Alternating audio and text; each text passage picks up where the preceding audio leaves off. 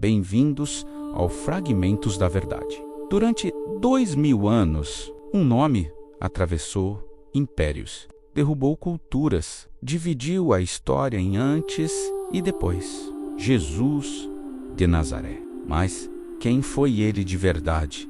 Um homem, um mito, um profeta, político ou algo que ultrapassa a própria religião? E se parte da história que você conhece não estiver completa, e se os registros foram selecionados, editados ou perdidos no tempo, a pergunta pode parecer absurda, mas precisa ser feita. Jesus realmente existiu? A maioria dos historiadores modernos responde: sim. Mas por quê? Não temos escritos diretos de Jesus, nenhuma carta assinada por ele, nenhum documento oficial romano descrevendo seu julgamento. Então, de onde vem a certeza? O consenso acadêmico se baseia no critério de múltipla atestação e no critério de embaraço, fatos tão constrangedores que dificilmente seriam inventados. Tácito, cerca de 116 depois de Cristo, historiador romano que menciona Cristo, executado sob Pôncio Pilatos durante o reinado de Tibério, e nota que o movimento sobreviveu à perseguição de Nero em 74 depois de Cristo. Flávio Joséfo, no 93 depois de Cristo, historiador judeu, que cita Jesus como homem sábio, crucificado e irmão de Tiago, que também foi executado. Em uma passagem conhecida como Testimonium Flavianum, embora com possíveis interpolações cristãs posteriores, cartas de Paulo, aproximadamente 50 depois de Cristo, escritas apenas 20 anos após a morte de Jesus. Paulo menciona Jesus como crucificado e ressuscitado, mas também fatos históricos como a última ceia e o encontro com Pedro e Tiago. Isso é relativamente próximo para padrões antigos. Para comparação, a biografia de Alexandre, o Grande, foi escrita 300 anos após sua morte. Por que quase não há registros romanos contemporâneos? Roma registrava rebeliões, registrava líderes políticos, registrava ameaças ao império. Então, Jesus não era tão relevante, ou sua relevância foi reinterpretada depois? A Judéia do século I era um território tenso. O povo esperava um Messias libertador, um líder que derrubaria Roma. Quando Jesus fala de reino, ele estava falando de céu ou de revolução. O contexto era explosivo: impostos romanos altos, corrupção no templo, revoltas como a de Judas, o Galileu VI depois de Cristo.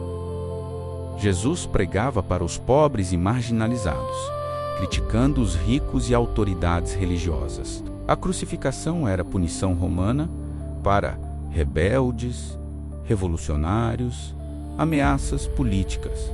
Não era comum para simples pregadores espirituais. Então surge a pergunta desconfortável: Jesus foi executado por razões espirituais ou políticas? A placa na cruz dizia: Rei dos Judeus. Isso não é acusação religiosa, é acusação política. Historiadores como Oressaslão, no livro Zelote, veem Jesus como Zelote, um revolucionário contra Roma, cuja mensagem de reino era um chamado à justiça social e ao fim da opressão. E se parte da mensagem original foi reinterpretada depois para sobreviver? Por exemplo, os evangelhos escritos após a destruição do templo em 70 depois de Cristo podem ter suavizado o tom político para não atrair perseguição romana. Séculos depois, descobrimos textos esquecidos: Evangelho de Tomé, Evangelho de Maria Madalena, Evangelho de Filipe. Nos manuscritos de Nag Hammadi surge outro retrato: um Cristo que ensina autoconhecimento, um reino que está dentro uma salvação pelo despertar da consciência. Evangelho de Tomé diz: o reino está dentro de vós e fora de vós. Isso muda tudo. Aqui, Cristo não é apenas um salvador externo, é um estado de consciência. Estudiosos como Elaine Pagels argumentam que esses textos mostram um cristianismo primitivo mais diverso. Antes da ortodoxia, ano 325 depois de Concílio de Nicéia, convocado por Constantino, o imperador romano, que converteu o império ao cristianismo. Ali se consolidam doutrinas, se definem textos oficiais, se estabelece ortodoxia, mas muitos evangelhos ficaram de fora. Foram considerados heréticos. Pergunta inevitável: quem decidiu quais palavras de Jesus seriam eternas e quais seriam esquecidas? Isso significa manipulação ou apenas organização teológica? No concílio, debatiam-se questões como a natureza divina de Jesus. O resultado foi o Credo Niceno, que definiu Jesus como Deus de Deus. Mas textos como o de Nag Hammadi foram excluídos porque enfatizavam gnose interior em vez de autoridade da Igreja. A resposta não é simples, mas a história sempre é escrita por quem permanece no poder. Hoje, a arqueologia confirma partes.